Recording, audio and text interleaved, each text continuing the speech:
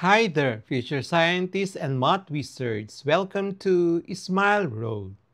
I'm Sir M, and I created this channel just for you, senior high school students looking to make science and math easier, clearer, and yes, even more fun. On Smile Road, we explore exciting lessons in general science, solve real-life problems in general mathematics, and learn how these subjects connect to the world around us, from floating boats to your monthly budget. Each meeting, I'll guide you through lessons using simple explanations, real-life examples, and even a few challenges to keep your brain sharp. Whether you're reviewing for exams, catching up on class topics, or just curious about how the world works, you're in the right place.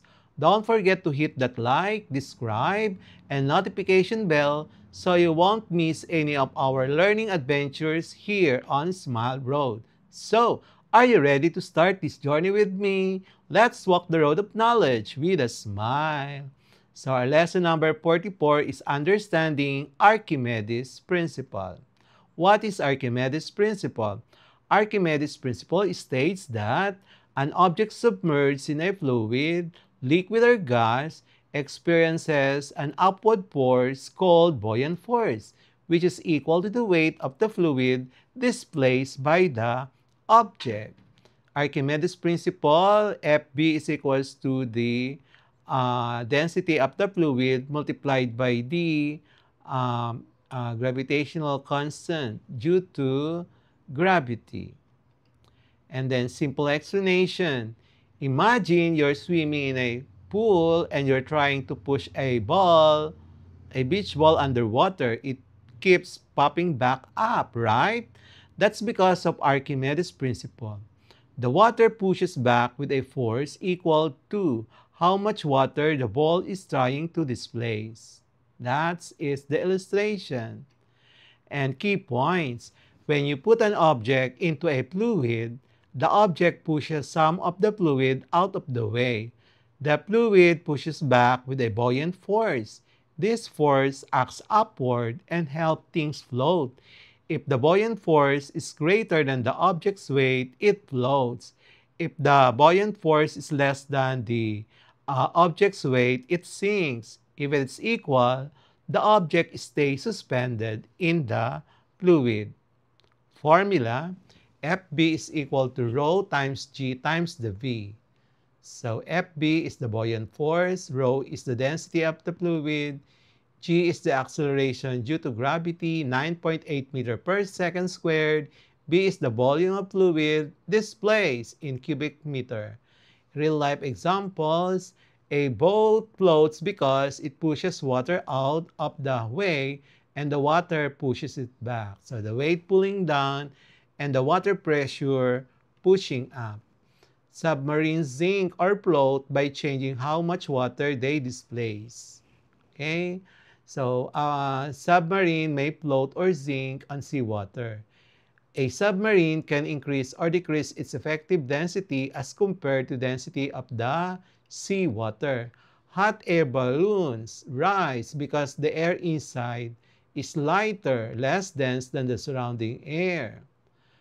Okay, and then we have practice problems about, so a wooden block with a volume of 0.02 meter cube is fully submerged in water. What is the buoyant force acting on the block? The density of water is 1,000 kilogram per cubic meter. G is 9.8 meter per second squared. Density I given the volume of the block 0.02 cubic meter, density of water 1,000 kilogram per cubic meter, the gravitational constant 9.8 meters, and buoyant force is unknown. Using the formula Fb is equals to rho times g times the b, and substituting the given data, the final answer is 196 Newton. Number 2. An object weighing 50 Newton is submerged in water and experiences a buoyant force of 20 Newton. What is the apparent weight of the object while underwater? So the actual weight is 50 Newton and the actual buoyant force is 20 Newton, the apparent weight in water. So apparent weight in water is equal to the actual weight minus the buoyant force. So substitute the given data. The final answer is 30 Newton. Number 3. A metal cube of volume 0.005 cubic meter is placed in oil. The density is 800 kg per cubic meter. Calculate the buoyant force acting on the cube. Okay, so given V is 0.005 cubic meter, rho is 800 kilogram cubic meter, required the buoyant force.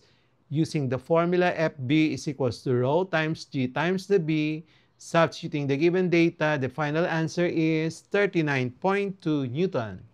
Number 4.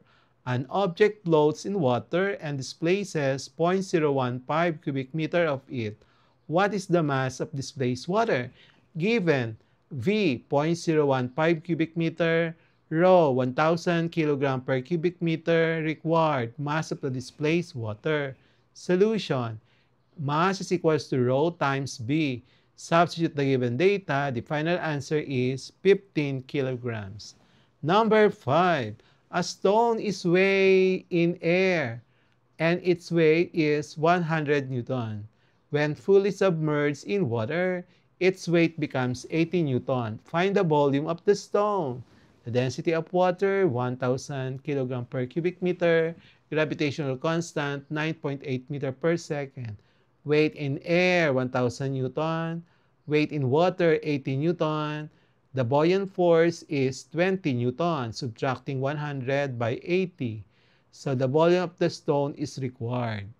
So using the formula FB is equals to rho G times B, we can get the formula for B, which is equals to FB over rho times the G.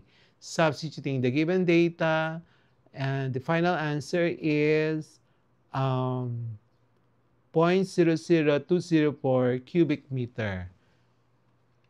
Okay, MCQ for lesson number 14, Archimedes Principle, problem solving. Number 1, a plastic object with a volume of 0.01 cubic meter is submerged in fresh water. What is the buoyant force acting on it? Letter A, 9.8 Newton. Letter B, 98 Newton. Letter C, 980 Newton. Letter D, 1000 Newton. Number 2, a 5 kilogram object is fully submerged in water and displaces 0.005 cubic meter of water.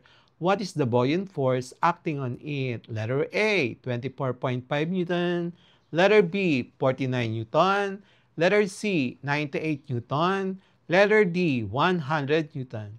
Number 3, a cube displaces 0.02 cubic meter of seawater. Density 1025 kg per cubic meter. What is the buoyant force acting on it? Letter A, 201 Newton. Letter B, 205 Newton. Letter C, 210 Newton. Letter D, 215 Newton. Number 4, a wooden log displaces 0.3 cubic meter of water. What is the mass of the displaced water? Letter A, 30 kilograms. Letter B, 300 kilograms. Letter C, 3 kilograms. Letter D, 0.3 kilogram. Number 5, a rock weighs 80 Newton in air and 60 Newton in water. What is the magnitude of the buoyant force? Letter A, 110 Newton. Letter B, 15 Newton. Letter C, 20 Newton. Letter D, 25 Newton.